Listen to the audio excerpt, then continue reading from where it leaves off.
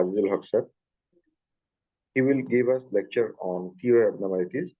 Before the start of the lecture, I'd like to request Professor Nathaniel sir to say some words about Azizul Haq sir, and then we'll proceed for the lecture. Athar sir. Thank you, Tushar. Good evening, everybody. আজকে আমাদের ECG study গ্রুপের presenter হচ্ছেন doctor Azizul হক। আজিজুল হক ভাই USA তে consultant cardiologist, very eminent consultant cardiologist. He works in Emory University of Medicine, that is the School of Medicine, Atlanta. উনি এই ফোরামে যথেষ্ট পরিচিত, এর আগে যথেষ্ট লেকচার দিয়েছেন, আমরা তার লেকচারটা খুবই এনজয় করি। আজকে উনি কেস বেস কিছু ডিসকাশন করবেন, একটা special topic, that is the T wave abnormalities in ECG. আমার মনে হয় সবাই খুব উপকৃত হবে। আজিজুল ভাই, ওয়েলকাম। আসসালামু আলাইকুম সবাইকে। জাস্ট গুড ইভিনিং এন্ড এখানে good morning. So let me start the discussion without delay. Okay. আজকে যে আমাদের লার্নিং অবজেক্টিভ ছিল সেটা হলো কি যে এই যে টি-ওয়েভ অ্যাবনরমালিটি আমরা যখন দেখি, so what's the physiology of the T-waves? We need to understand that. When you understand the physiology, then we'll be able to figure out what's the abnormality there, why it's positive, why it's negative, what's the clinical significance of that. So we'll definitely review different types of T-waves. We will review also clinical common scenarios that changes with T-wave morphology. And also we'll focus on the importance of understanding the differential diagnosis of T-wave abnormalities. আচ্ছা, আমাদের এই তো questions answer একটা form আছে না, থাকবে, দেওয়া যাবে? Can you put a question answer? Question answer আপনি কি ইন্টারেক্টিভ করতে যাচ্ছেন? তাহলে তো আবার মনে হয় হ্যাঁ। আচ্ছা, তাহলে তুষার। ওকে স্যার, পুল অন করতেছে। জি। কতগুলো আমার বেশ কিছু প্রশ্ন থাকবে ইন দ্য ফিউচার। আমি just this is for our trainee physicians. I like to see what they are and how much focus I need to put it on. Okay. আচ্ছা, আপনারা আনসার করুন সবাই।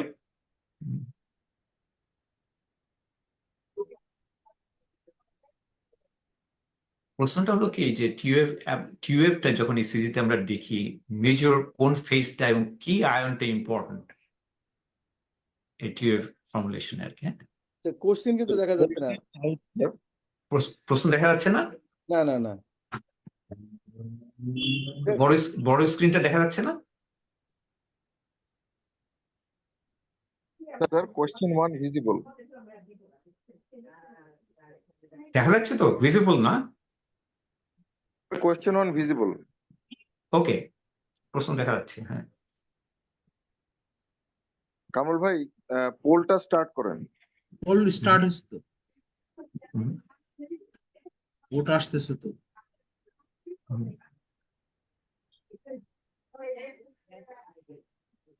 কামরুল ভাই, am I audible? অডিওবল? হ্যাঁ, audible.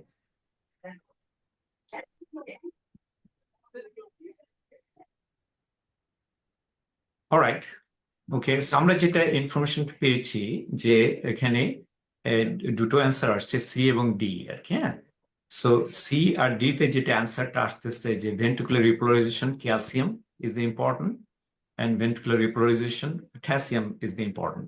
দুইটা pretty much বেশিরভাগ এসছে সিটা হলো ক্যালসিয়াম কিন্তু, আর ডিটা হলো potassium.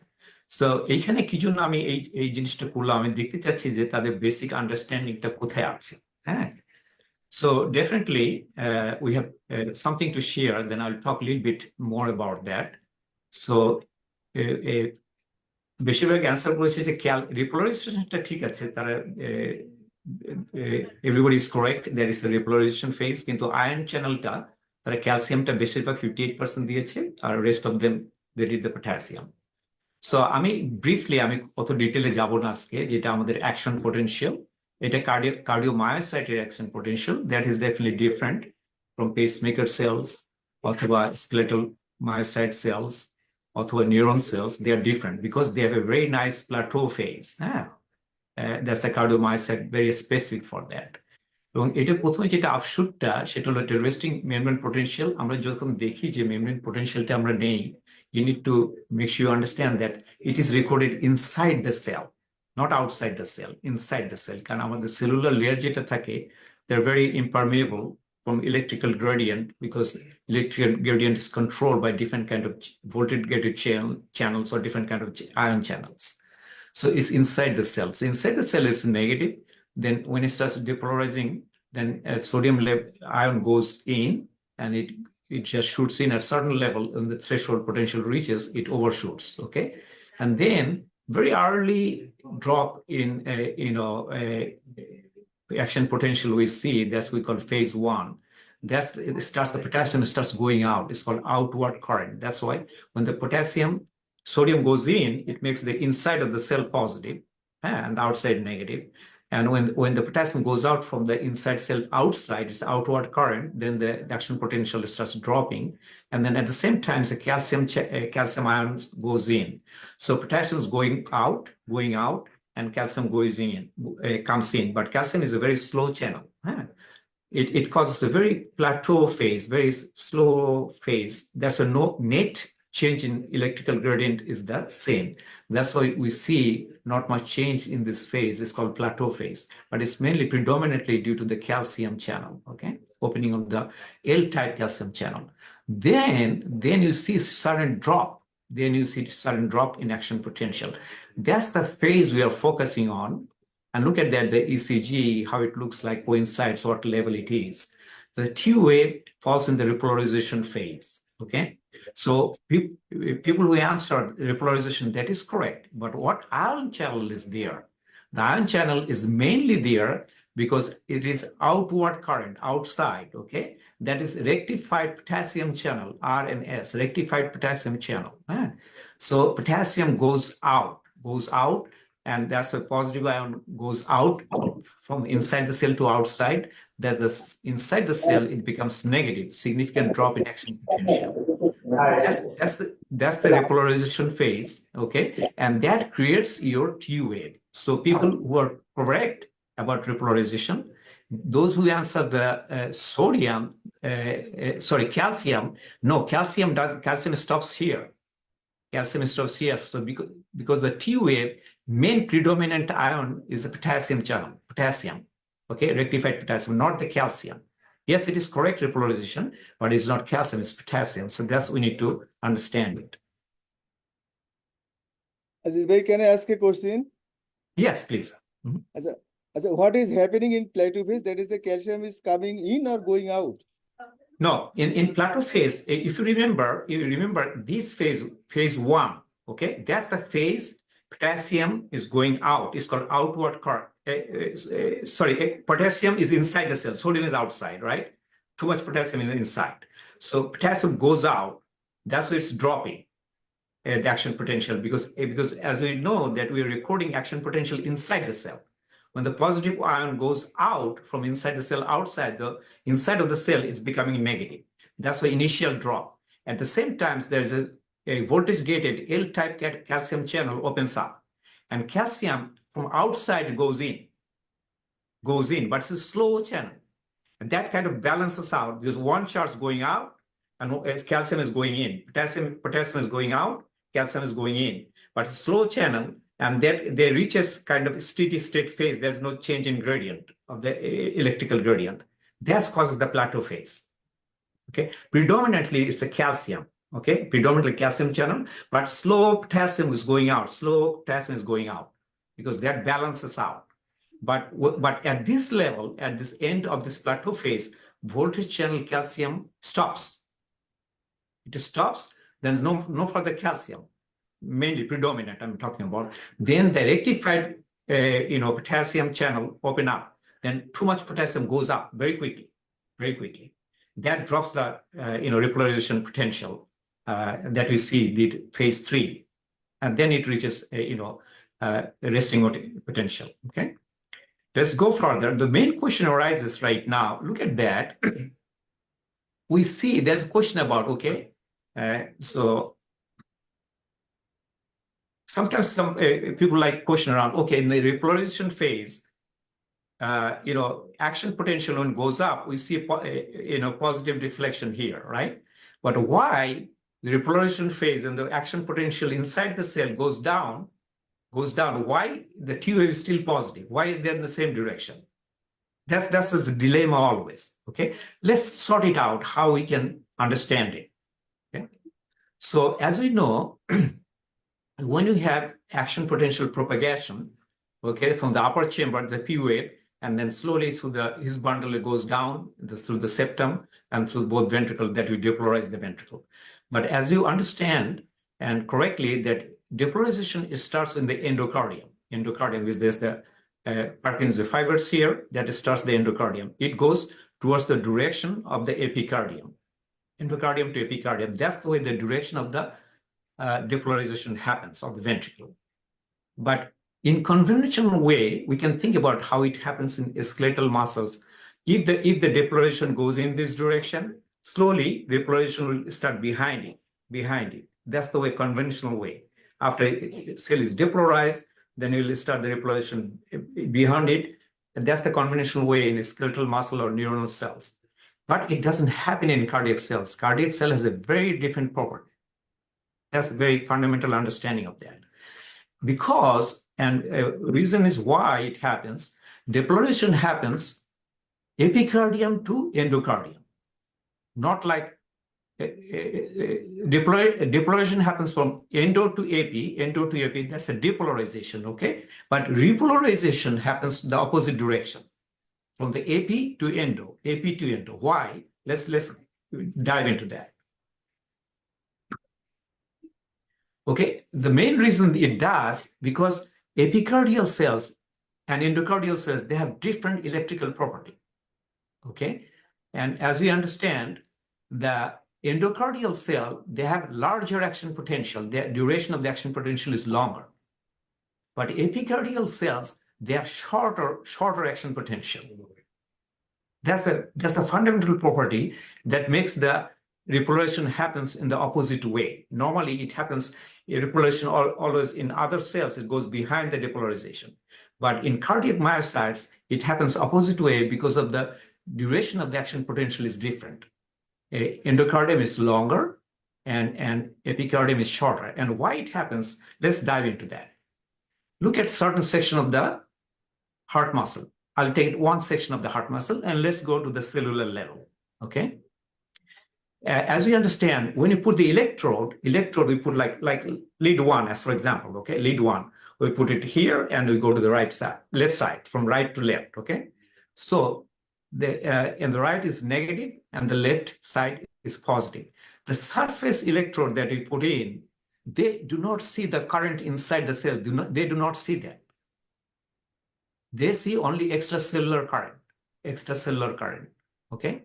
They see that, positive, they see that, but they don't see what's happening inside the cell because the surface electrode that reflects on the ECG, okay?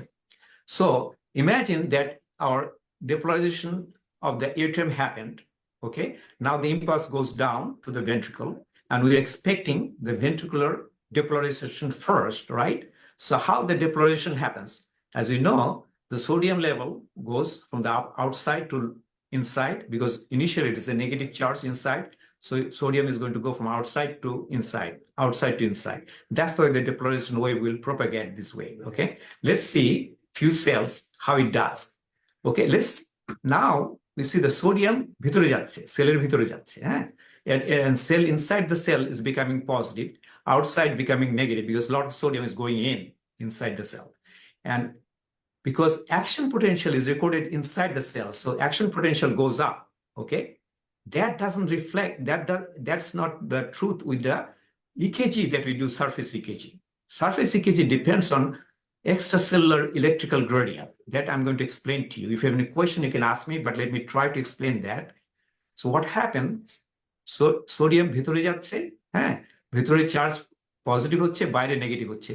Let's see a couple of cells happens, okay? Next cell depolarized, sodium ভিতরে যাচ্ছে, ভিতরে positive হচ্ছে, এইখানে negative হচ্ছে. এখনো এই সেলগুলা, পরের সেলগুলো এখনো depolarized হয়নি, So আমার depolarization wave এদিক থেকে এন্ডোকার্ডিয়াম থেকে এপিকার্ডিয়াম দিকে যাচ্ছে, তাই না? তাহলে এক্সট্রা সেলুলার এখানে নেগেটিভ, এক্সট্রা সেলুলার এখানে নেগেটিভ, ধরেন মাঝপথে বোঝার জন্য easy to understand, and other cells are still positive because they are not still depolarized yet. তখন কি দাঁড়াচ্ছে, look at this line, okay, here negative, and there's a positive, as for example. Now there's a gradient of extracellular electrical gradient between the cells. The line they go in, there's a gradient, negative, positive. তখন হয় কি, extracellular electrodeটা দেখছে যে এদিকে negative এদিকে positive, then the vector starts rising because electrode here is positive electrode, here is negative electrode. So from here to here, then we see initial depolarization, positive wave. That's the QRS. Okay, that's the extracellular QRS. Okay, let's go further. এখন আমার ডেপোলারাইজেশন হয়ে গেল সেলগুলার, আমার ডেপোলারাইজেশন complete, as for example all are negative extracellular because all cells are depolarized. Okay, এখন আমাদের conventional way we think about, okay, we'll start depolarizing from here, but it doesn't happen because, as I said earlier, that epicardial cellular action potential shorter, so they start quickly depolarizing from this direction to this direction, to this direction. So let's see how it happens in a couple of cells. যেমন এটা আগে বলেছি যে এটা লঙ্গার action potential এন্ডোকার্ডিয়ামের জন্য, এপিকার্ডিয়ামের shorter action potential. Okay, all right, now let's look at how the repolarization happening. Okay, happening from epicardium to endocardium. Take a couple of cells. Okay, so how repolarization happening? Potassium goes out. So potassium যখন goes out হয়, too much potassium goes out, তখন হয় কি, সেলের ভিতরে negative হচ্ছে কিন্তু বাইরে পজিটিভ হচ্ছে। Let's see couple of cells. সেলের ভিতরে নেগেটিভ হচ্ছে, বাইরে পজিটিভ হচ্ছে। এখন এই সিচুয়েশনে খেয়াল করেন, আমার ইলেকট্রোড আছে বাইরে, সারফেস ইলেকট্রোড এখানে নেগেটিভ, এইখানে সারফেস ইলেকট্রোড পজিটিভ, ধরেন এটা এখানে আছে, ধরেন একটা আর্ম লিড, লিড 1, তখন হবে কি, এইখানে দেখো নেগেটিভ চার্জ আসছে, এইখানে positive charge, and they see the direction of the vector from negative to positive. That's why the electrical axis is there. So from negative to positive. So এই লিডটা যেখানে আছে, তখন এখানে আমার টিউবটা পজিটিভ হচ্ছে। That's the mechanism of similar direction of the T wave and QRS, despite that they're different phase of depolarization and repolarization. কারণ হচ্ছে এখানে ইলেকট্রিক্যাল গ্রেডিয়েন্টে কিন্তু যখন এখানে পজিটিভ হচ্ছে, তখনই গ্রেডিয়েন্টটা তৈরি হয়ে যাচ্ছে তখন নেগেটিভ থেকে পজিটিভ দিকে ইলেকট্রিক্যাল অ্যাক্সিসটা যাচ্ছে, এদিকে যাচ্ছে, একই দিকে যাচ্ছে, যেটা ডেপোলারাইজেশন যাচ্ছিল একই দিকে, কিন্তু এইটা তৈরি হচ্ছে after the gradient is created. কারণ এখানে দেখেন, আমি ব্যাক করছি, এইখানে ছিল সব নেগেটিভ, তখন কিন্তু আইসোইলেকট্রিক ফেজ, তখন কোনো গ্রেডিয়েন্ট নাই, কোন দিকে ভেক্টর যাবে কোনো ডিরেকশন নাই, তখন এটা isoelectric line. That's the cutie. Okay, ST segment. কিন্তু যখনই গ্রেডিয়েন্টটা ক্রিয়েট হচ্ছে, এই যে রিপোলারাইজেশনের সময় পটাশিয়াম আউট হয়ে যাচ্ছে, বাইরে পজিটিভ হচ্ছে, তখন এই negative and positive there's a gradient from negative to positive, এই ডিরেকশনে কারেন্টে যাচ্ছে, that reflects your positive T wave. I hope it is clear. If you have any question, you can ask me. Okay, all right, now let's talk what types of T waves normally we see. Very short, everybody will know like tall T wave মধ্যে দুইটা major জিনিস দেখতে পাচ্ছি, একটা হলো tainted means very peak but tented, narrow based and pinpoint, আরেকটা হচ্ছে, এবং সাধারণত আমরা টল টিউব বলি যখন limb লিডে at least 5 millimeter or more, or a precordial lead at least 10 millimeter or more, the amplitude. A tall broad T wave, they're tall but the base is broad. এটা broad T wave বলি। Hyper acute T wave, যেমন এটা সাধারণত আমরা দেখি acute ischemic কন্ডিশনে ST সেগমেন্টের সঙ্গে ভেরি হাইপার অ্যাকিউটলি ইট গোজ আপ। ওকে, তারপর ডেফিনেটলি ইনভার্টেড টি ওয়েভ আছে, যেগুলো আমি এক্সাম্পল দেখাবো, তারপর বাইফেজিক টি ওয়েভ আছে, যেগুলো নর্মাল টার্মিনোলজি আমরা ইউজ করি। One thing that we need to tell you, very important concept of that, biphasic T wave, actually biphasic T wave, every T wave is determined by the terminal component of the T wave. If the T wave the terminal component is positive, then we call it positive T wave. If the terminal component is negative, we call it negative T wave. Let's look at that, how normal T wave happens, okay? This kind of example of normal T wave, little bit, asymmetric, okay? Slightly, it takes to slow uprise, and then this next segment is a little bit sharp, okay? But it's another variant of T wave, little bit, still is a little bit asymmetric, broad-based, and the second component is sharp, but it could be a little bit elevated, J-point elevation, jeta boli ar ki, it is a normal variant of those T waves. যখন হাইপারক্যালেমিয়াতে আমরা কিরকম দেখি, very pinpointed, narrow based, little bit narrow এখানে compared to wide based, okay, narrow and little bit sharp but pinpointed, like দুইটা কোন একটা মিশেছে একটা ইসের জায়গায়, যে বোঝা যায় যে একটা pinpointed জায়গা আছে, যেটা হাইপারক্যালেমিয়াতে আমরা অনেক সময় দেখি। হ্যাঁ, হাইপার অ্যাকিউট টিউবে সেটা সাধারণত দেখতে হবে যে হাইপার অ্যাকিউট টিউবে সাধারণত থাকে যে there is a component of ST elevation or depression, okay? So ওই জিনিসটা খেয়াল রাখতে হবে যদি এসটিটা এলিভেটেড কিনা, এবং সাধারণত দে আর ব্রড বেসড, হ্যাঁ, they are not narrow based like that, হ্যাঁ, but they could be tall, হ্যাঁ। Hyperacute normally say acute ischaemia, যেটা স্টেমি এমআই আমরা অনেক সময় দেখতে পাই সেটা। তারপরে negative inverted T wave, we talked about biphasic অথবা এটাও বাইফেজিক, হ্যাঁ, এবং এটা বিভিন্নভাবে হতে পারে, first negative and second positive, terminal positive, এই ধরনের বাইফেজিক টিউব আমরা দেখতে পারি। Just to have an idea what kind of T wave we can see on the ECGs. যেমন পোস্ট ইসকেমিক টিউব, হ্যাঁ, আর অ্যাকিউট ইসকেমিক টিউব, যেটা হাইপার অ্যাকিউট একটা বলেছি, আর ইনভার্টেড টিউব যেটা বলবো, সাধারণত symmetric tube, they are like symmetric or flatten T wave, হ্যাঁ। The range from flattened tube, যেটা সাধারণত 1 millimeter up and down আমরা বলি ফ্ল্যাট টিউব, হ্যাঁ, আর মোর দেন ডিপার যেটা বলি ডিপ টিউব ইনভার্সন। এখানে হচ্ছে কি যে ইনভার্টেড টিউব একটা জিনিস মনে রাখতে হবে, they do not mean acute ongoing ischemia, they do not mean it, okay? But it could rather come after an episode of ischemia. Just by inverted tube, শুধু inverted tube দেখে আমরা বলতে পারবো না যে পেশেন্টের অ্যাকিউট ইসকেমিয়া হচ্ছে, হ্যাঁ। But if they had an ischemic event earlier, then it could be follow-up tube inversion, that's a possibility, yeah. আর যদি ongoing acute ischemia, যখন আপনার tube inversion is associated with ST depression or ST elevation, যেটা hyperacute ST elevationটা থাকে, association, আর যদি depression থাকে তখন এখানে ST depression আছে, ওই ডিপ্রেশনে যদি টিউব ইনভার্সন হয়, that could be ischemic tube, okay? So you need to look at that in order to call it tube inversion ischemic, whether there's an associated ST abnormalities there, or otherwise it could be old ischemia, it kind of transformed into negative tube as a process. Okay, cardiovascular, cerebrovascular injury, like intracerebral hemorrhage, we can see deep T wave inversion, gigantic we call it sometimes, okay?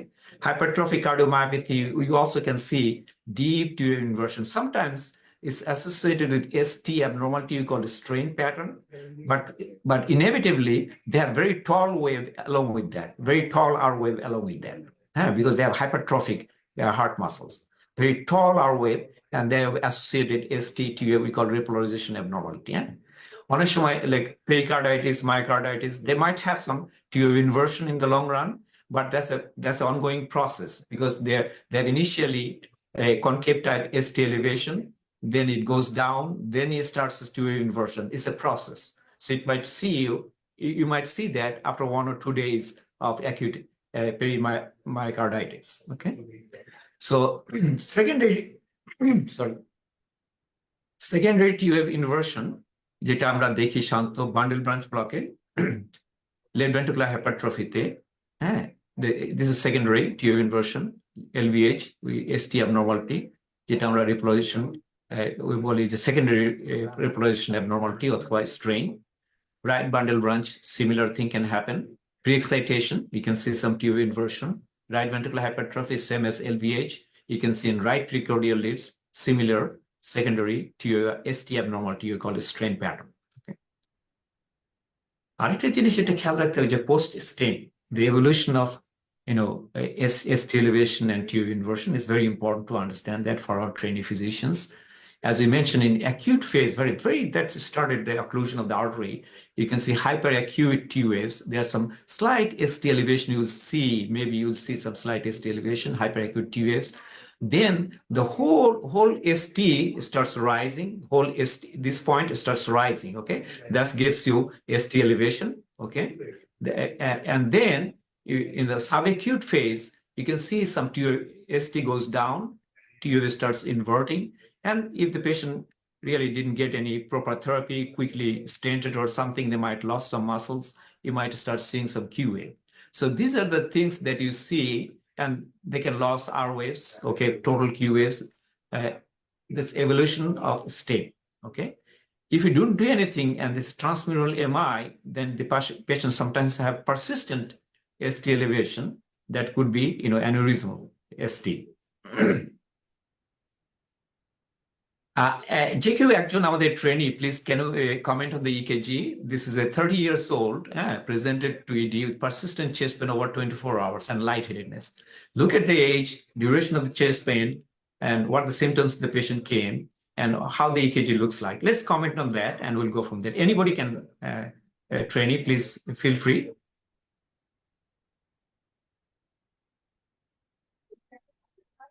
Kamrul please ওদেরকে connect করেন।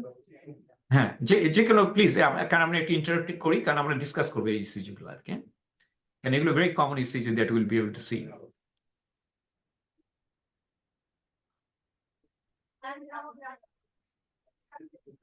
Okay, I'll give 10 seconds, otherwise I'll start. So anyone can please raise your hand. Raise your hand, we'll connect you.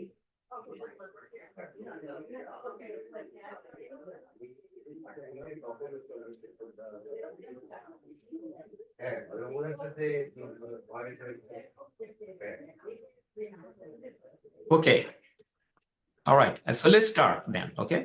So let's see the ECG. This is a very common ECG that you'll see in your everyday routine. So you need to familiarize those situations of the ECG. Okay. So definitely it's a sinus rhythm, maybe slightly bradycardic rate is about 50. Axis is okay. All right. And look at that. There's probably LVH to some degree. Okay. There's some few criteria of LVH. Okay. And look at that. The T wave definitely is upright and a little bit taller than normal, right? So is it an abnormal T wave? And look at that. There's some ST elevation if you look at that. Okay. So, and also V1, V2, there's some ST elevation. Is it an STEMI? That's the question you need to arise when the patient comes with chest pain. Okay.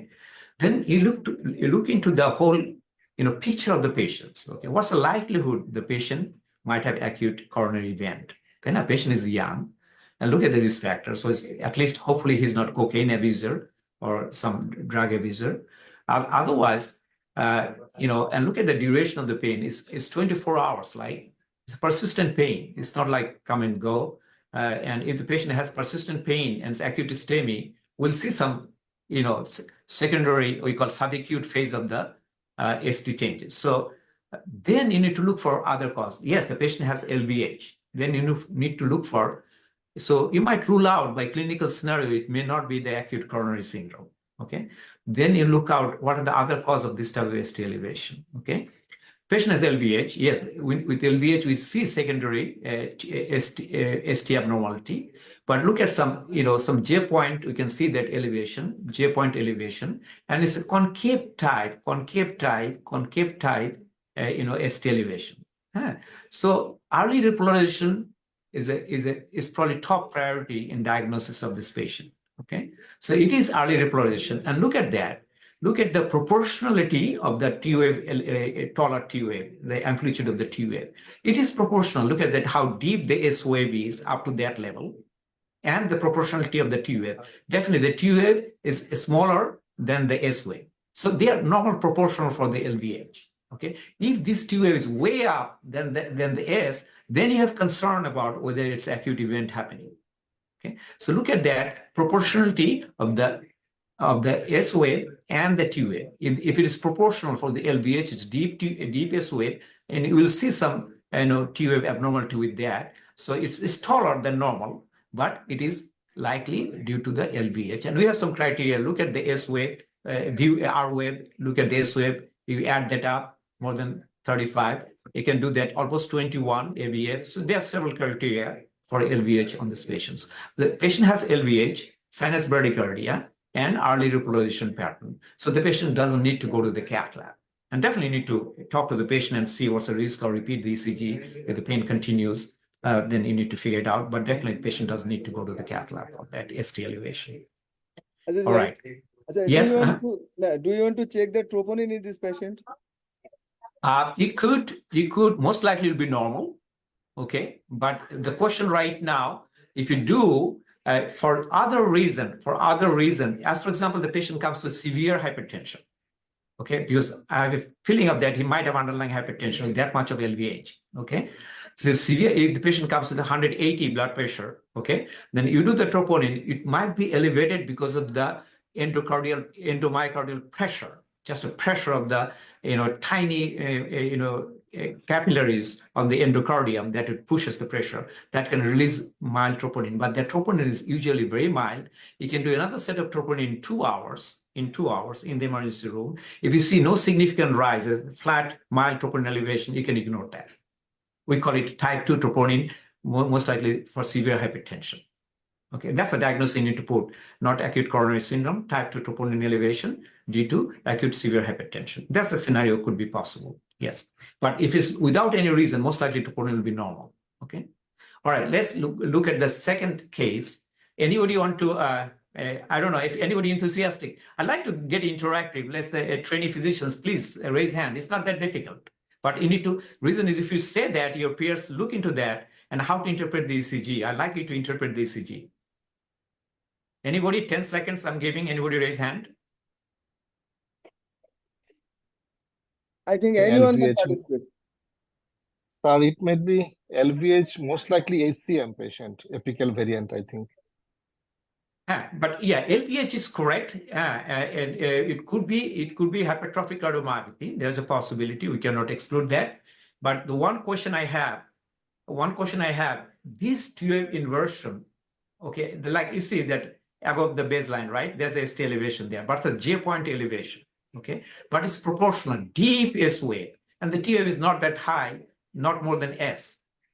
And there's significant LVH, and there's we call it strain pattern or secondary repolarization. There's a deep T wave. So that's not due to acute ischemia. That's not due to probably cerebral, clinical scenario to look at that patient with epigastric pain. I don't think so. It's a cardiac pain. It's epigastric pain. And if the patient is not having ischemia, there's no reason to take him to the cath lab. Yes, there's some ST elevation, but they are J point elevation, okay? And deep wave inversion, but that's proportional to the high tall amplitude that is secondary repolarization pattern, okay? So this TO, you need to look at that. It will be very common with severe hypertension or hypertrophic cardiomyopathy. You're right, okay? Let's look at the next case. 45-year-old with 3 hours of chest pain and diaphoresis, okay? Anybody can pick it up, please? From the participant, I'm seeing that there's a raised hand from Dr. Tanmoy and Dr. Asad. Yeah, please try to answer that. Respond? Please connect them, Kamrul. Kamrul bhai, can you make them audible?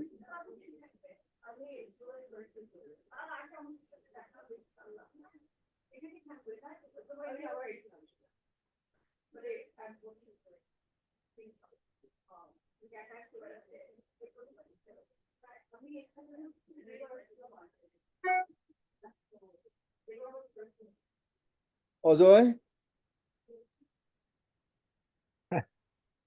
But, Okay. there is a okay. Yeah, Ojoy is participating. Yes. Okay, please, huh?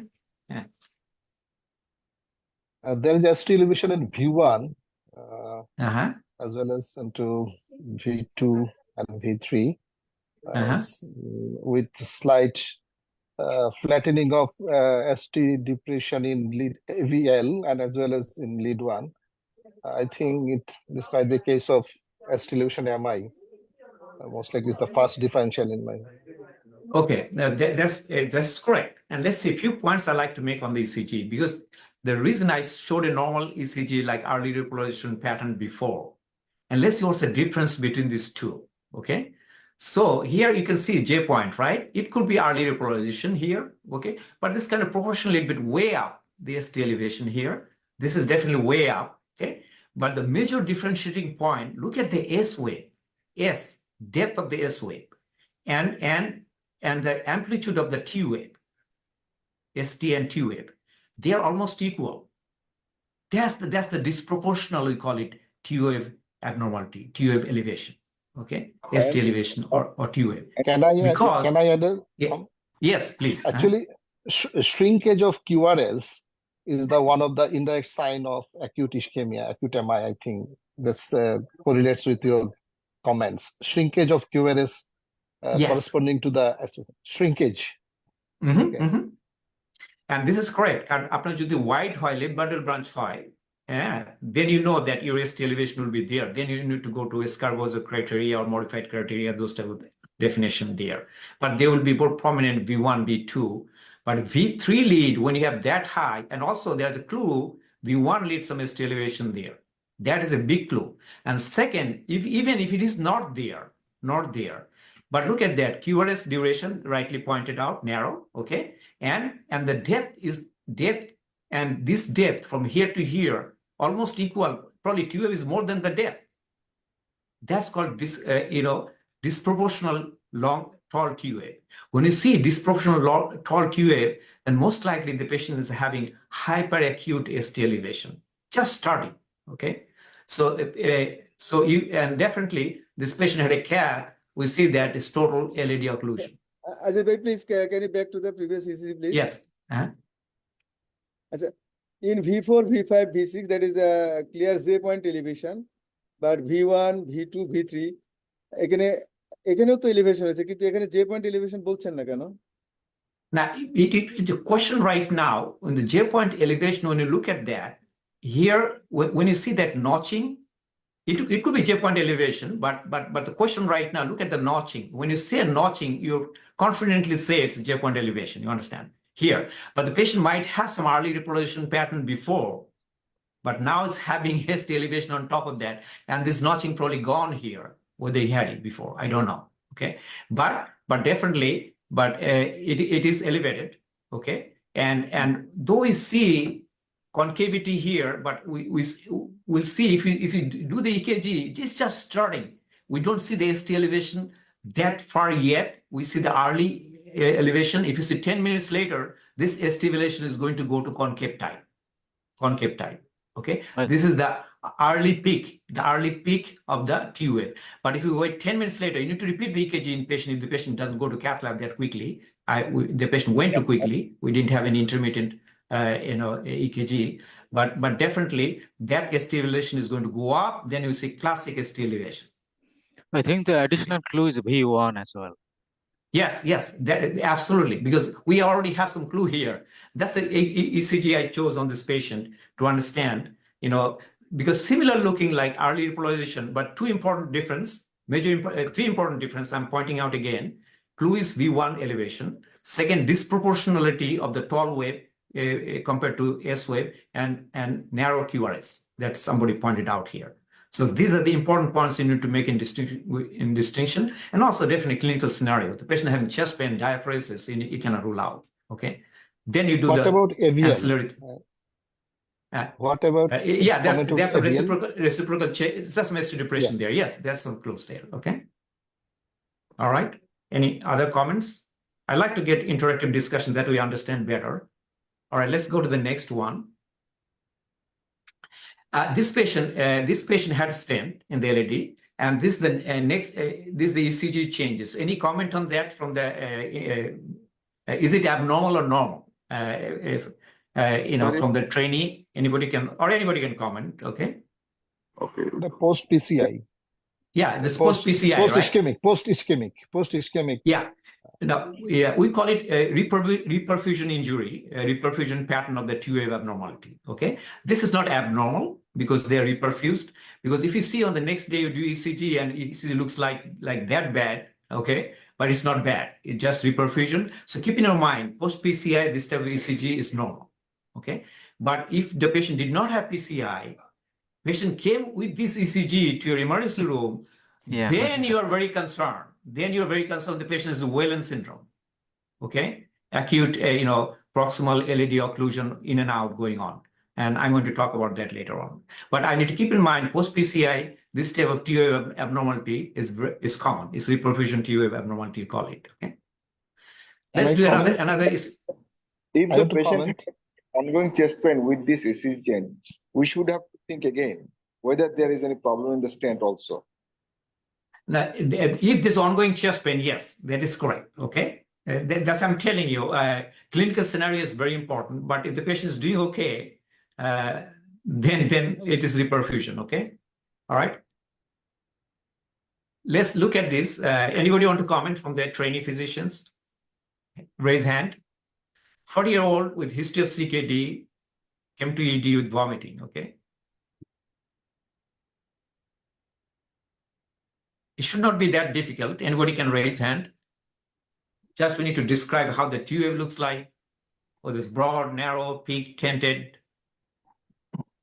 Narrow peak tented T, suggestive of hyperkalemia. Yes. Okay. So the patient, definitely there's a clue there, the CKD and ED come with vomiting. So imagine that it is also tall T-wave, right? The difference is that they're a little bit narrow-based. They're narrow-based, and they're tented. They're very peaked. They're very peaked. Okay.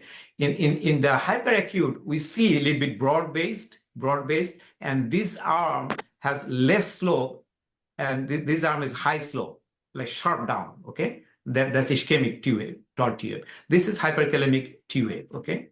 And the patient had, calcium chloride. The patient is found out has, acute renal failure, had dialysis immediately. Sorry, this is previous ECG, we found it, and we saw that abnormality there. This old EKG we compared, and this is resolution of the T-wave is gone after the potassium was corrected. Okay. All right. Let's do another patient, 70 years old, hypertension, pacemaker, 4 hours of chest pain and nausea. Okay. And we see, anybody can comment from the, trainee physicians? Please raise hand.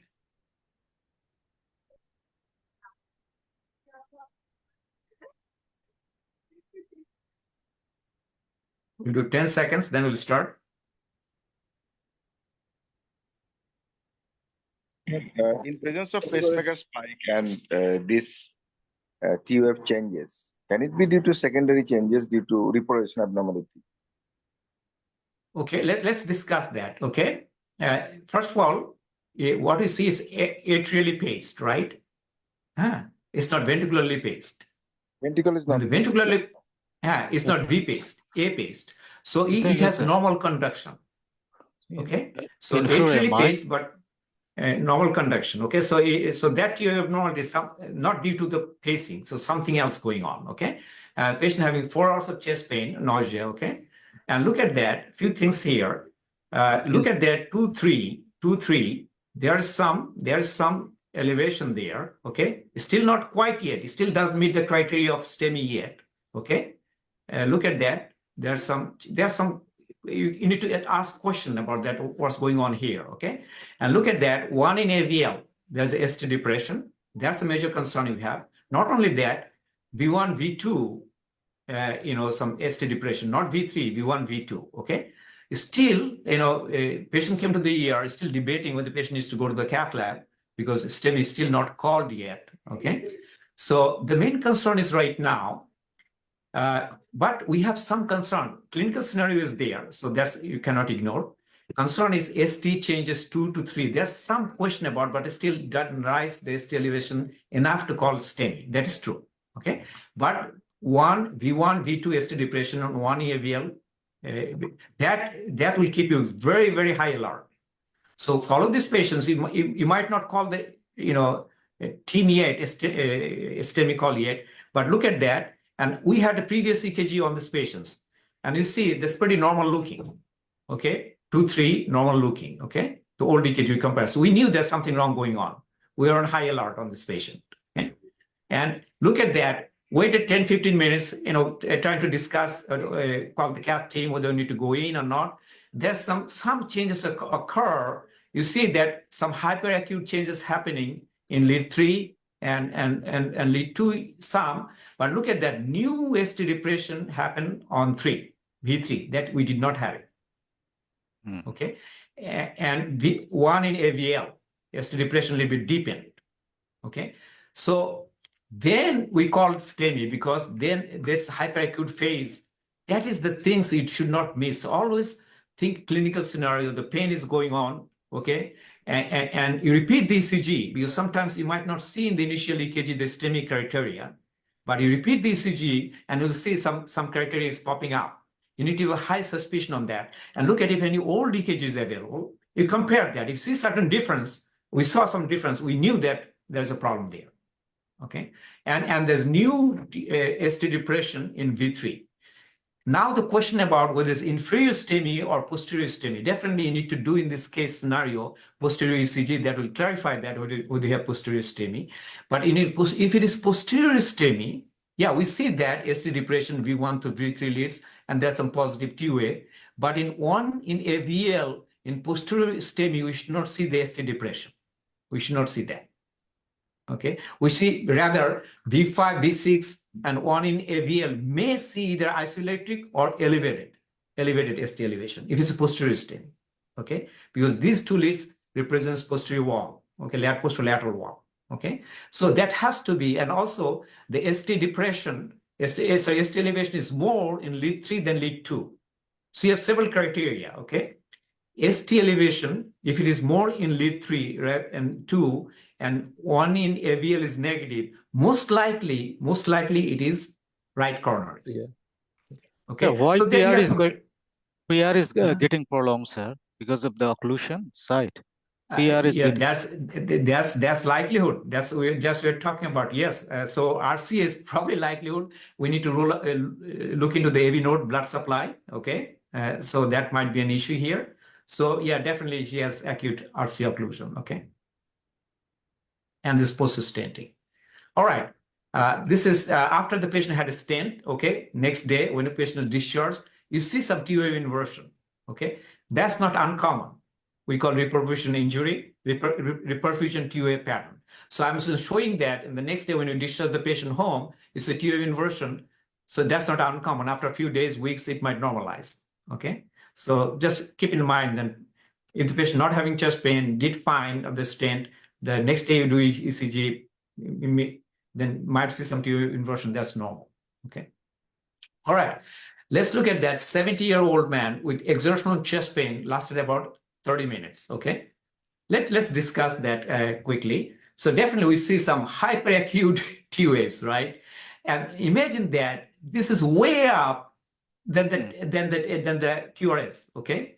That's definitely disproportional. So when it's disproportional, you need to start thinking about acute event, okay? And patient is 70 years old, chest pain lasted 30 minutes. So it's hyperacute change, we already see that, like lead 3, maybe lead V3, V4 is there, okay? So, and you're talking to the people examining the patient, wait 10, 15 minutes, look at, and do another EKG, chest pain getting worse, it didn't get better, you gave nitro and everything, but look at that. Now we see not only hyperacute, we see some ST depression here. I need to visualize and memorize this pattern of ECG. And reciprocal change as well. Yes, yes. And this is called De Winter sign.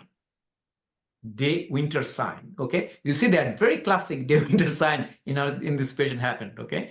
Hyperacute, slight ST depression. Okay. And you see De Winter sign. When you see the De Winter sign with acute chest pain, you know that proximal LAD. Okay. Imagine that. You see that this pattern, you need to remember that going down and very hyperacute TUA. That's the De Winter sign. Okay. And the patient underwent, stenting the LAD, and when the patient went home, we see some slight QA in V2, V3. it happened, and some T-wave biphasic is still persisting, but they're okay. That's reperfusion T-wave, we call it, and there's some small Q-wave formed already, unfortunately, okay? So that's the De Winter sign, okay? ST depression, very hyperacute T-wave abnormality, okay? And it's acute ischemia, most often caused by proximal occlusion of the LED. So, put in your memory this sign, De Winter sign, okay? All right. Few things that I like to call it, like you saw some T-wave inversion before, now it's normalizing. That is called pseudo-normalization of the T-waves. What does it mean? If any known old EKG, you had T-wave inversion, and the patient comes with chest pain, you must suspect myocardial ischemia, you must suspect, okay? Patient had old T-wave inversion that coming to the emergency room with chest pain, and T-wave is normalized. You must suspect myocardial ischemia. Just remember that is a very, very common mistake we do. If we have old EKG, you need to compare that, okay? You cannot let the patient go home because T-wave is normal. EKG looks normal, okay? But had T-wave abnormality before, you know that on old EKG, come chest pain, T-wave is not normal. Because what happens when ischemia changes the action potential in the endocardial side. Because you know that I talked about that action potential. It is longer in the endocardium, epicardium is shorter. When there's ischemia, endocardium action potential, because of the ATP phased opening of the potassium channel, the action potential shortens in the endocardium, it shortens. It makes smaller. Then it reverses the direction of the axis of the T-wave, okay? It can normalize. So it was negative before, but with acute ischemia, it can be positive, normal, okay? So you cannot let the patient go home. When you see that, you always suspect ischemia. You need to do some workup for this patient, okay? And the rule applies regardless of the cause of T-wave inversion, either left bundle branch block, LVH, pre-excitation, right bundle branch block, RVH, pacemaker, because you would expect some T-wave inversion. If you see normalization of the T-wave in these patients, you always suspect ischemia, and particularly with the ongoing chest pain, okay?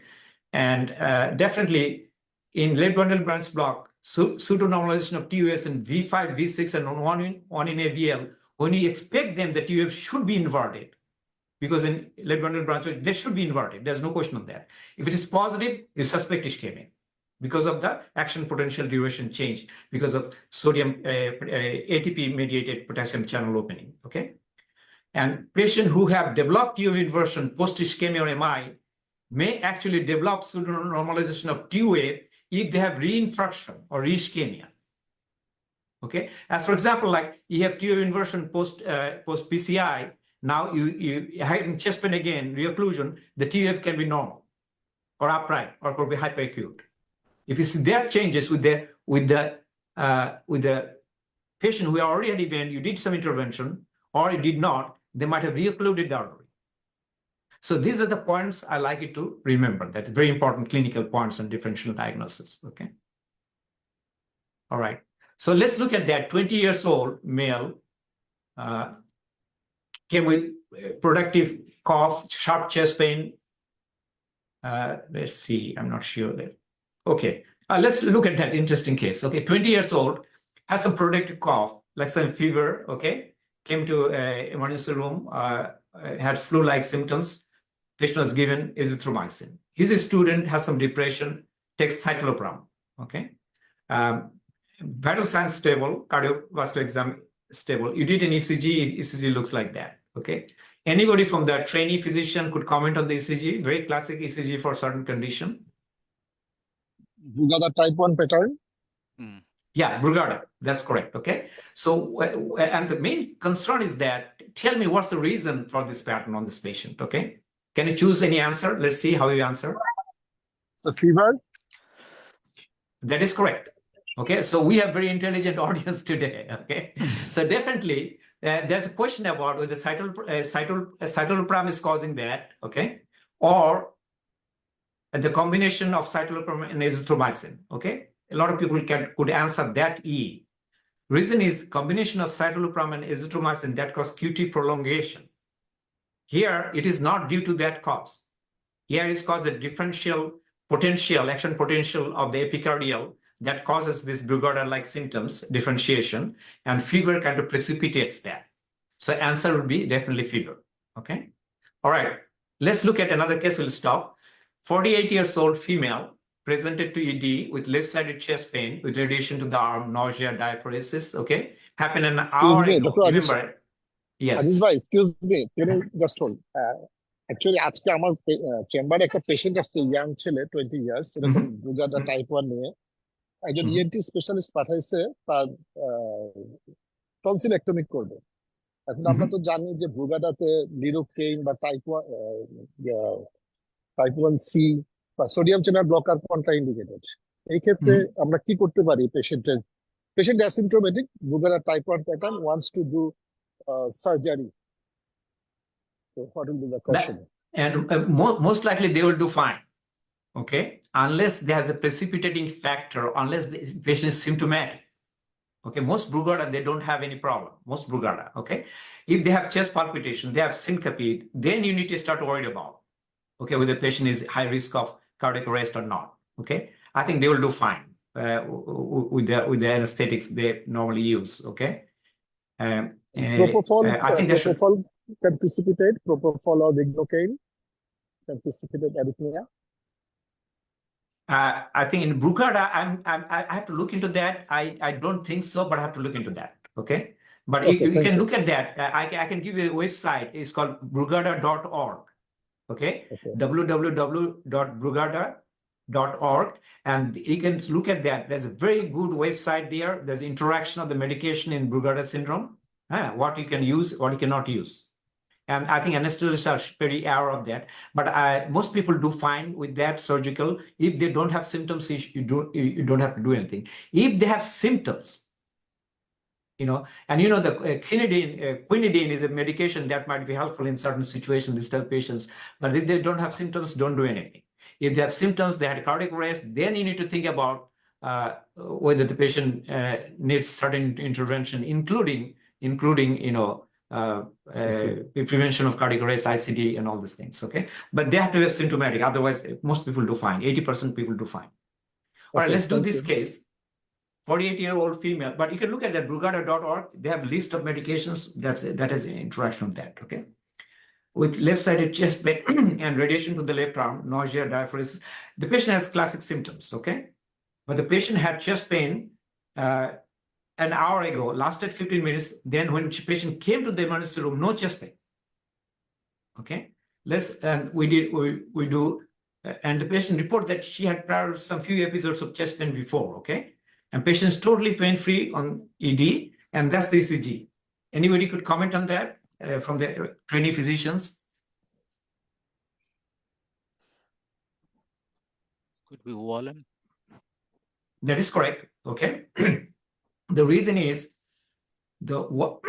when you see, because we are talking about a T wave abnormality, when you see that some sort of biphasic or just negative T wave, V1 through V3 leads, or even sometimes you can extend to V4.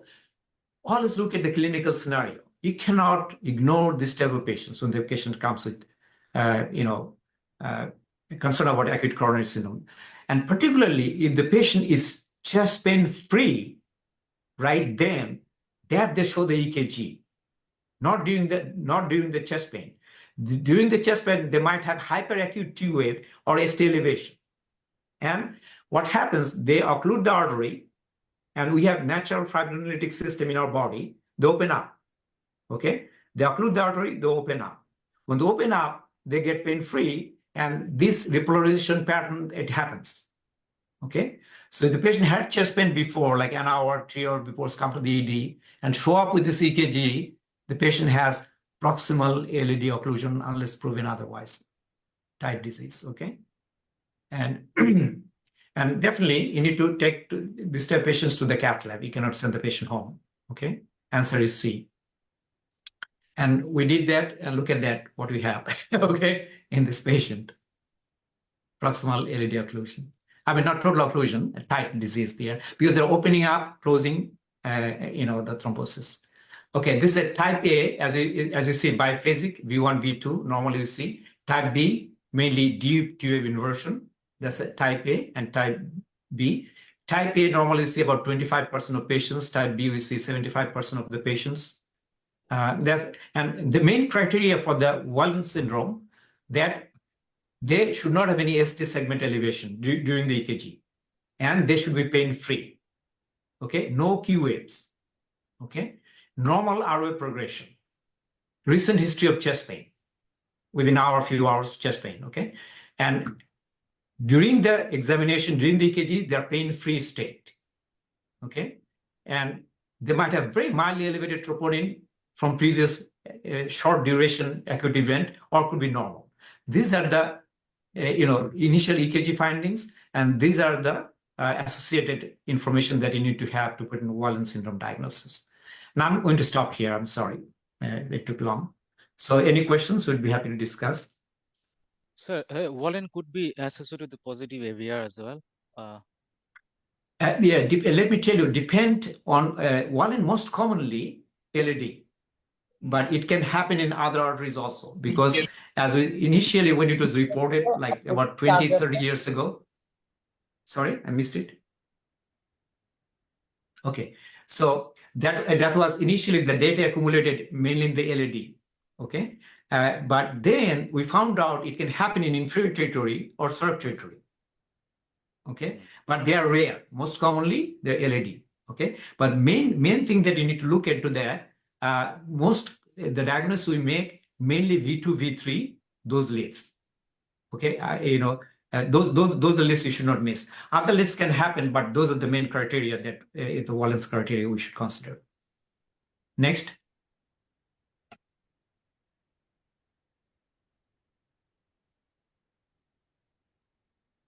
Any questions from forum, Tushar? Assalamu alaikum, sir. Sudhir? Question করবো sir Yeah, sure. Yes. So thank you so much, sir, Aziz sir, for the wonderful presentation.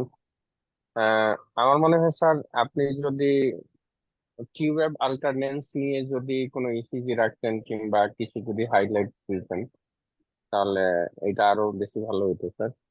And what do you mean by loss of precordial T-wave balance, sir? এটা very very important, কারণ যারা ইমার্জেন্সিতে কাজ করে cardiac ইমার্জেন্সিতে তাদের ক্ষেত্রে এটা যদি জানা থাকে তাহলে এটা কিন্তু অনেক হেল্পফুল হতে পারে।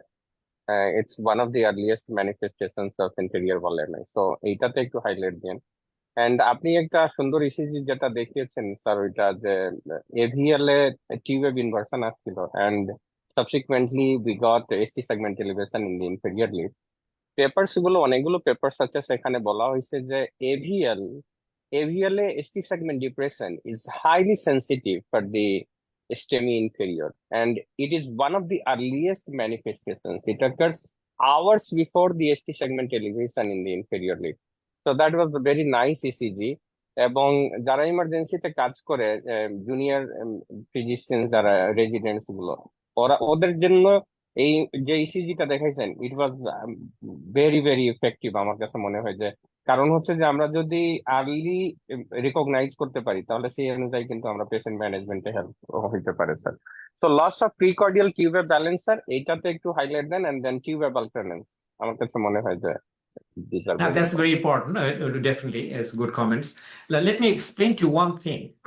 One thing that on that EKG that particularly mentioned in AVL ST depression, যেটা হ্যাঁ, কারণ জিনিসটা হচ্ছে কি আমাদের খেয়াল রাখতে হবে যে আমাদের if you look at the three-dimensional way, which are we are not 100% correct, but we can at least guess, okay, with the knowledge we have.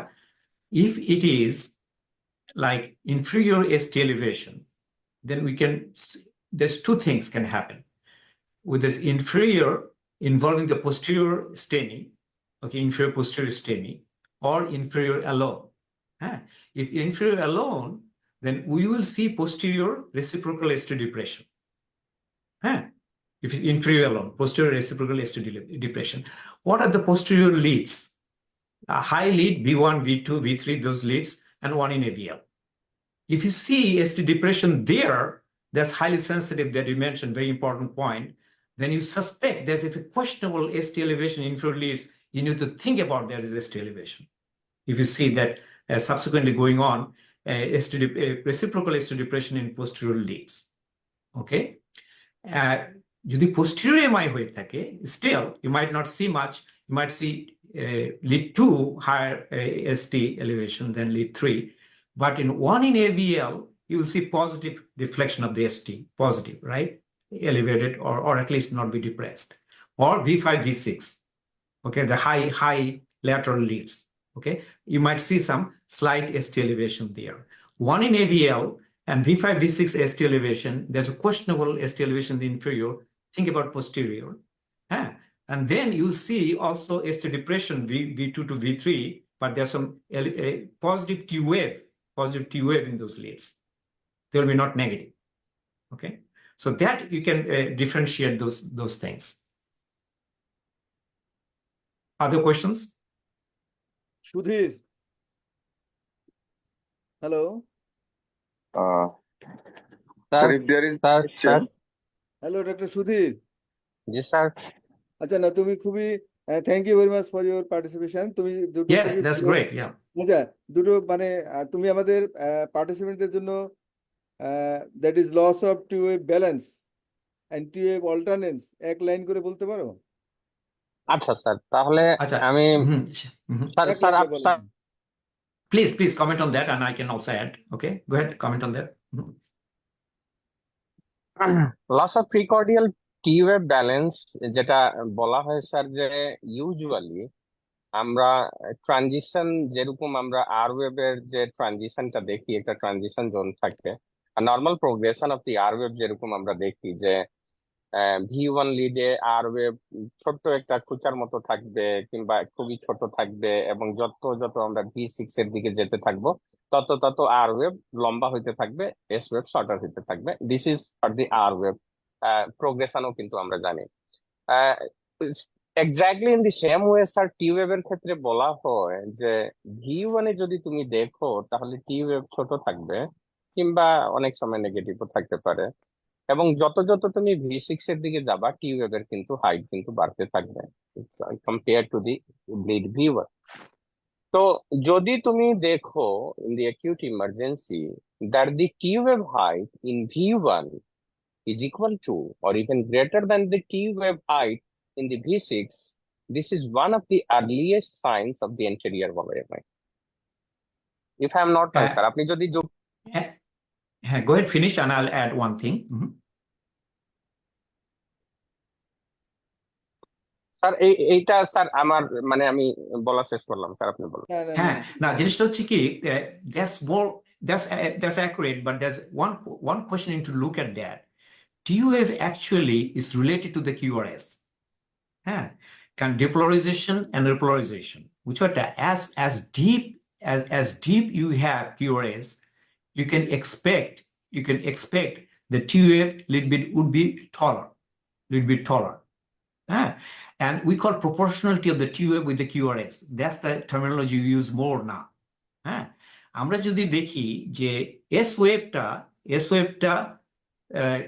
either সমান টি ওয়েভের সমান হয়ে গেল, then there's a problem there.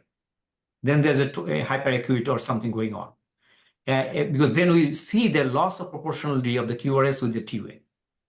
As you know, any like left bundle branch block, LVH, any bundle branch morphology or pre-excitation, it depends, the T wave depends on the QRS. Okay, as the depolarization goes, that goes to the repolarization phase, because we call secondary repolarization abnormality. If you lost that balance, then you suspect there's ischemia going on. Okay, as for example, like left bundle branch block, we expect T wave inversion, right? That's expected with secondary repolarization abnormality. If left bundle branch block is the 1 and AVL and V5 V6 se dekho, either isoelectric or positive T wave, there's a problem there. এইটা Sudhir sir আপনি ওই যে QRS এর সাথে মানে মানে এইখানে আমি বলতে চাচ্ছি যে কিউআরএস যেরকম সেই রকমই, মানে কিউআরএস এর মতো বড় না আর কি টি ওয়েভ যেটা আমরা নর্মালি যেটা পাই ইউজুয়ালি সেই রকমই দেখতে, কিন্তু মানে হচ্ছে যে আর ওয়েভের সাথে যেটা কিউআরএস এর সাথে যেটা বললেন ওই রকম লম্বাও না কিছুই না। জাস্ট আমি V1 এবং V6 এর সাথে যদি কম্পেয়ার করি স্যার, কারণ Mhm, অনেক সময় mhm. দেখা যায় যে normal looking T wave, this is not a hyper acute or tall tented T wave or something like Mhm. That. এইটা স্যার দেখতে কিন্তু সাধারণ টিউবের মতোই, কিন্তু জাস্ট আমি যদি কম্পেয়ার করি তাহলে V1 এ যেটা T1 এর যে হাইটটা থাকবে, it is even greater than the T1 height in V6 lead, তখন কিন্তু it is suggestive of earliest manifestation of anterior wall MI, sir. এইটা আমি বলতে চাচ্ছিলাম, স্যার। No, আচ্ছা no, I got Sudhir, your point. No, I agree with that. I got your Yes, point. But yes. this criteria is not right, not normally used in a normal convention, and that is true. Sir Amal Muthu স্যারের paper গুলো আছে sir, সেখানেও আছে, এবং আরো অনেকগুলো paper আছে sir about the transition of the T wave No, no, balance, precordial T wave I'm balance. aware of that. I am aware of that. Yeah. But that Mhm. and those are the criteria. We have more criteria comes up, Yeah. more evident criteria Yeah, but comes up when I'm this just acute event I was happens. just adding that it is one of the criteria so Sure, that we sure. can early. Yes. যে And No, sir, no, I got a T-wave point. I agree with that. Microvolt T wave alternans ব্যাপারে যেটা sir বলছিলেন sir, সেটা হচ্ছে sir যে এটা হচ্ছে beat to beat fluctuation of the T wave হ্যাঁ। অ্যামপ্লিটিউড এবং মরফোলজি স্যার, এবং এটা একটা ইলেকট্রো ফিজিওলজিক্যাল ফেনোমেনন। এবং এইটা যদি আমি পাই যে T wave there is alternating T wave morphology and the voltage, তাহলে এটা আমরা কিন্তু আমাদেরকে জানায় যে there is impending ventricular arrhythmia, এই patient is likely to go to ventricular tachycardia, ventricular fibrillation sooner or later. তো এইটা কিন্তু one of the earliest manifestations of the ventricular arrhythmia, that is called T wave alternans on microvolt T wave alternans. Thank you Sudhir for your হ্যাঁ, thank you. হ্যাঁ, clarification. হ্যাঁ। এবং তুমি দুটো খুবই ভালো টার্ম ইন্ট্রোডিউস করছো, এবং এটা ইসিজি বইতে টেক্সট গুলো আছে যে এই সমস্ত that is loss of T wave balance and T wave alternans, এবং আমরা যারা ইন্টারেস্টেড আছি তারা এই বিষয়টা গোত্র করতে পারে। এবং আমার মনে হয় যে আজিজ ভাইকে ধন্যবাদ যে এটা আরো বেশি ক্লিয়ার করছেন। এবং আজকের লেকচারের তুষার সবচেয়ে ইম্পর্টেন্ট দিক হচ্ছে combination of the physiology and the clinical aspect, really excellent lecture, এবং যে কারণে আমার মনে হয় যে সবাই আরো কোশ্চেন করতে ইন্টারেস্টেড হচ্ছে। আজিজ ভাই, thank you very much for your excellent brilliant lecture. That is No, no. Thank you. Sir Welcome. একটা This জিনিস lecture, স্যার, আজিজ স্যারকে একটা জিনিস আমি এড করি স্যার, মানে স্যারের যে লেকচার গুলো যারা একটু হাই থটস এর পরে কিংবা যাদের একটা লেভেল আছে তাদের ক্ষেত্রে কিন্তু আমি দেখলাম যে স্যার বোর্ড সার্টিফিকেশন এক্সামিনেশনের অনেকগুলো ইসিজি স্যার নিয়ে এসেছেন, এবং স্যার যেটা দেখাইছেন একটা যে আরবিবিবি কিংবা এলবিবি মরফোলজিতে টিউব ইনভার্সনটা আমরা যদি খেয়াল না করি স্যার, এটা কিন্তু ECG of the month sir 2021 সালে কিন্তু আমেরিকান কলেজ অফ কার্ডিওলজি রিসের মধ্যে দেওয়া ছিল আরবিবিবি, এবং সেখানে শুধুমাত্র টিউবটা নর্মাল দেখিয়ে দিয়েছে, এবং এই পেশেন্ট চেস্ট পেন নিয়ে আসছিল, বাকি সবকিছুই নর্মাল, হি ওয়াজ ডায়াগনোজড অ্যাজ অ্যাকিউট এমআই। তো এই জিনিসগুলো কিন্তু সূক্ষ্ম জিনিস, বাট ভেরি ভেরি ইম্পর্টেন্ট যারা হচ্ছে junior cardiologist working in the emergency department. Thank you once again sir. thank you. Actually, lecture I made for who is my audience are. I'm not talking about the faculty lecture. I'm talking about the young physician lectures. That's the most impact we get. So I tailored the lecture within certain time. So they get the most important things they need to know. কারণ হচ্ছে কি যে মেকানিজমটা কি এক, দ্বিতীয়ত কেন আমরা QRS একই দেখি টিউব একই দিকে দেখি। হ্যাঁ, lot of people cannot explain that. হ্যাঁ, why the amplitude is same but the polarization phase is different. হ্যাঁ, they need to know what ion is moving because what medication you're choosing that depends on that. Second, you need to know the common morphology of T waves, quickly diagnose what intervention you need to take. There's some subtle things that you mentioned that then we expect a T wave inversion, you see normal or abnormal a positive T wave, you start thinking about seriously something wrong. So those are the things, basic things I wanted to touch so they don't miss it, and for the board preparation, for the training and everyday work. And definitely we can go detail on certain other more things that Dr. Atharvai or the EP people probably could touch that more detail on those things. Okay, so I'll conclude that way. Thank you very much for that. Thank you Aziz ভাই। Thank you. এবং personally হ্যাঁ। আমি নিজে অনেক কিছু শিখলাম আজকে, really এটা একটা খুব এক্সেলেন্ট লেকচার ছিল। আজকে আমাদের অনেক ডিস্টিংগুইশড পার্টিসিপেন্ট ছিলেন, আমাদের অজয় ছিল, নাহারুমা ছিল, অনেকেই ছিল। আমার মনে হচ্ছে তাদের কমেন্ট নেওয়া যাচ্ছে না সময় স্বল্পতার জন্য, but thanks everybody for their participation আমাদের ইসিসি স্টাডি গ্রুপের পক্ষ থেকে। থ্যাংকস বেক্সিমকো। আর আমাদের নেক্সট প্রোগ্রামটা হবে হচ্ছে 23rd অফ দিস মান্থ। আমরা খুব শীঘ্রই সেদিনকার স্পিকারের নাম ঘোষণা করবো। এবং আজিজ ভাই, really it was A brilliant lecture. আমার মনে হয় এই ধরনের ফিজিওলজি এবং ক্লিনিক্যাল কম্বিনেশনের লেকচারটা সামনে আপনি আবার আরেকটা রেডি করবেন। Thank you very much for না I think my ফি- focus sir is right now. Physiology person থেকে স্যার আমিও অনেক কিছুই শিখেছি and it was excellent, brilliant. আমি বলবো যে ফিজিওলজি সেকশন যেটা প্রথমে গিয়েছেন স্যার, ওইটা একটু স্লো গিয়েছেন, but it was excellent sir, এটা বলবো স্যার। ঠিক আছে, জিনিসটা হচ্ছে কি ক্লোজ করো। হ্যাঁ, হুম এটা এমনি বন্ধ করে দিতে পারেন অফিসিয়ালি, হ্যাঁ। জি জি জি, ঠিক আছে।